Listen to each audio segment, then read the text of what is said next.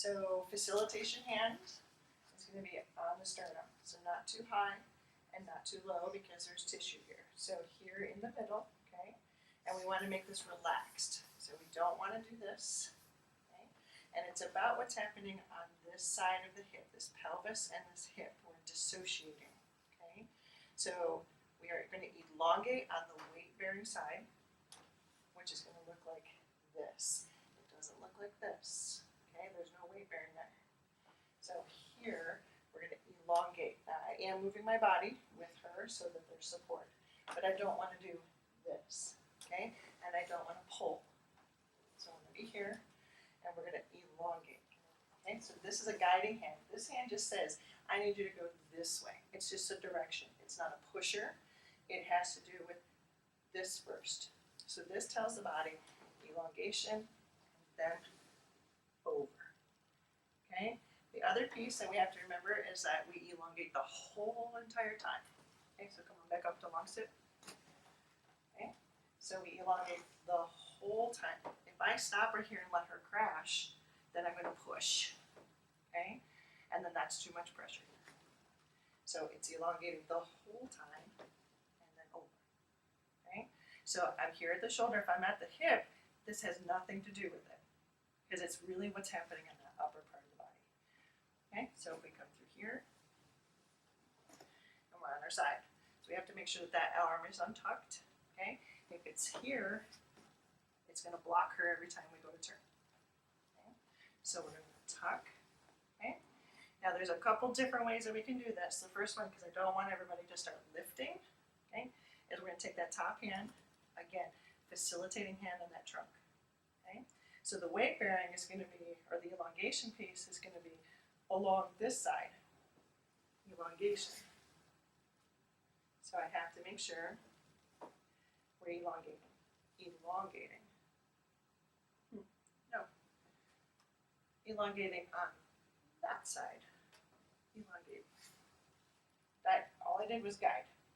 Okay? So I use my fingertips just to guide. If I was pushing, that would have not been very comfortable for Nicole. Okay? So we'll go back down. We'll go elongation, over. Now notice I had to move my body. If I am rigid with my body, so is the patient. We're not going to move it together, because as soon as my hands are on the patient, we are a connected unit. Okay? So if I don't feel it in my body, it's not going to happen to my patient. So we'll come here. Thank you. What a good patient. Okay. So we're going to come up, over. Some people get their leg caught in this, okay? And that's probably because you're not moving with your patient. So I'm already off the table up against my leg. It's here, elongating and moving. So I place myself in a position that is going in the direction that we were going. Okay, so we'll do it one more time. We'll do elongation and over. And then I'm going to slide. Here, elongation and up. So elongate and over.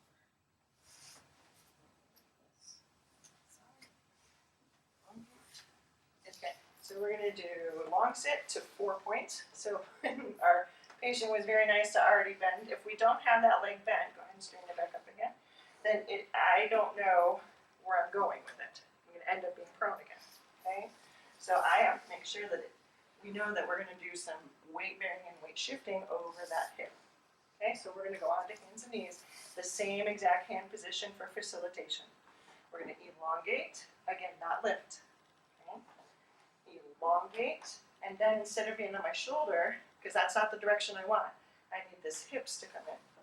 Okay, so we're going to elongate and over.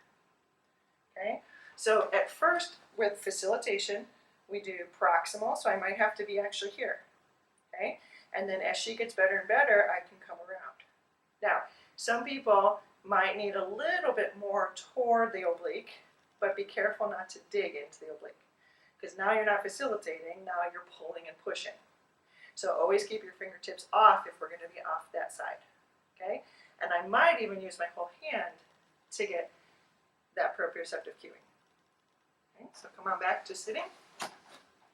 So we're going to elongate again. We could just play with this. if I didn't feel like my patient could do this. So we're gonna be here, and maybe we just practice this part right here, okay? This part. Till I feel like this hip and this pelvis are moving free. So now that I think we have that, now I'm gonna cue all the way over. So where I see students going wrong on this is we do this, okay? And then I have to do a lot more pushing because we failed to elongate that side. So we'll come back up, elongate, over. Knee is bent, okay?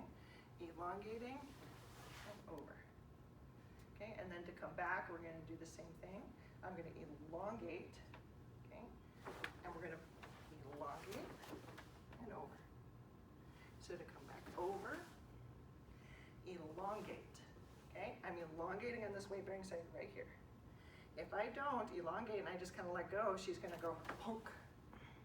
Okay, so that's what another common mistake is that we don't elongate through that trunk the whole entire way. Okay, so elongating. And okay, so are you ready? Mm-hmm. Okay, so we're going to facilitate from tall kneel to half kneel to stand. And it's all about the weight shift on this one. So before, our facilitating hand was here. This is now our guide hand, and this is our facilitating hand, okay? And it's on our extensors, and we have to get this weight shift because we're in half kneel on the left, okay? So one of the common things is to sit and grab or poke. We don't want to do that, okay? So the other thing too is that we can pull, and then we get a rotation through that pelvis, and that's not what we're looking for. So I'm going to use my body, if we're tall bodies together. My hand is now on her extensors, okay? So again, I'm guiding into that weight shift, but I have to make sure that she has that cueing for extensors, okay? And that she's not collapsing. So that's where that comes from, my guiding hand. So again, in extension, we're gonna hear, then she comes up, okay? And then again, my extensors have to be what's gonna rise her up into standing. And in this motion, the weight shift is gonna be forward diagonal, okay? If I just go forward, she goes forward, okay? If I just go diagonal, she's gonna go over just that hip. So I have to engage extensors, okay? And we're gonna go forward diagonal, all right. So if they are in lordosis, that's not gonna work, or an anterior tilt. If they're in a posterior tilt, because their hamstrings are too tight, we have to make sure that we can get as much of a neutral pelvis as we can, okay? Without digging my hands into her obliques in the front. So my fingertips are off. I'm on her extensors. We're gonna hear. Better? Yep. Okay. And then from here, we're gonna go forward and diagonal. And all my guide hand is doing is saying, no, don't go forward in a bend.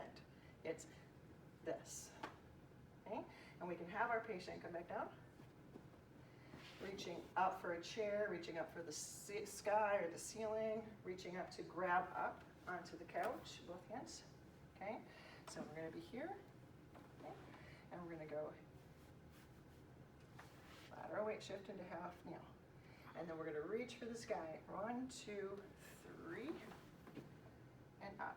So reaching helps the patient know that's the direction we're heading, okay? Or to the couch, which is functional for an old person to get up from the floor. And go ahead and sit down. Okay, does that make sense? So we're working with kids to get up from the floor, working with older adults to get up from the floor as well. I also just want to say I didn't do any work. Like she did all of the work. So your partner should be saying, wow, that felt effortless, because that's really what it felt like.